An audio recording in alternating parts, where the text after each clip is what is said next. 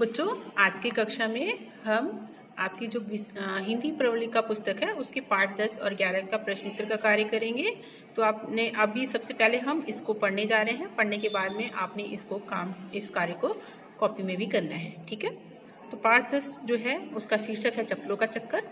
सबसे पहले हम एक वाक्य में उत्तर को करेंगे। प्रश्न 1, मोची क्यों परेशान था? मोची किस लिए परेशान था?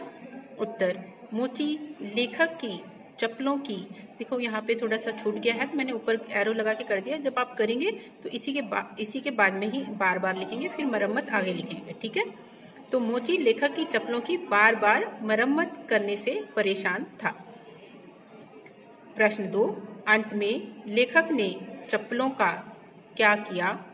अंत में लेखक ने चप्पलों को क्या किया?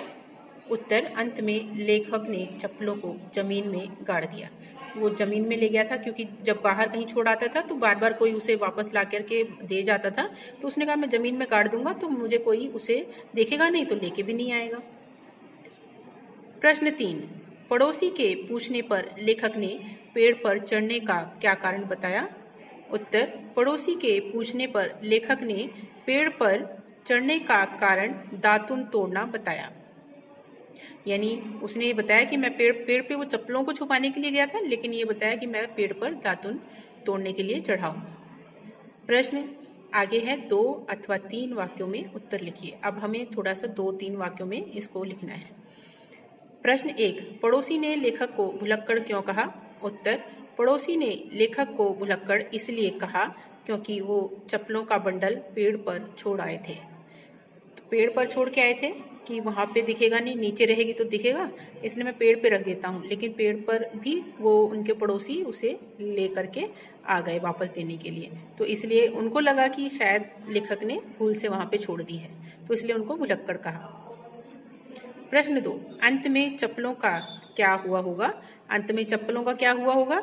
अंत में चप्पलों को लेखक ने घर में रख लिया क्योंकि वो बार बार परेशान हो गया था, बाहर छोड़ के आते थे लेकिन कोई ना कोई उसे वापस ला कर दे जाता था।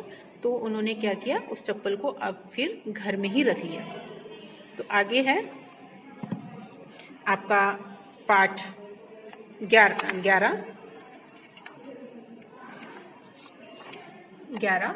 प्यारा सा एक पत्र।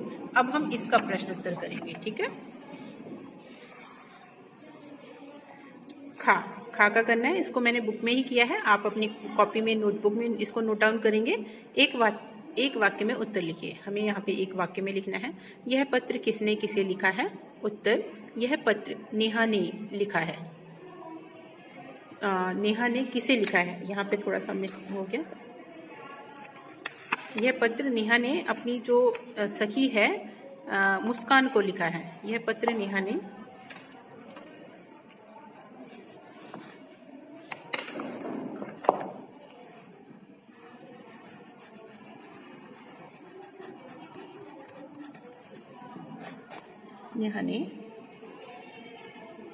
अपनी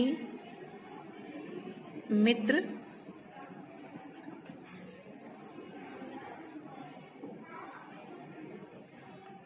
मुस्कान को लिखा है।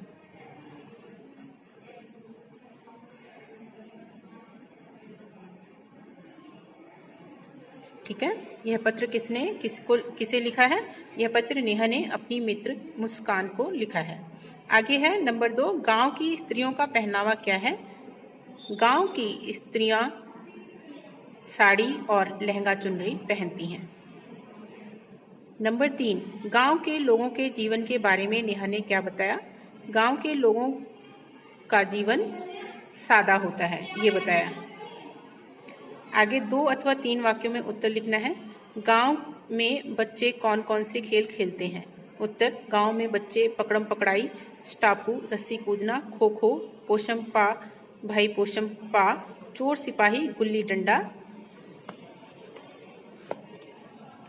व पतंगबाजी इत्यादि खेल खेलते हैं।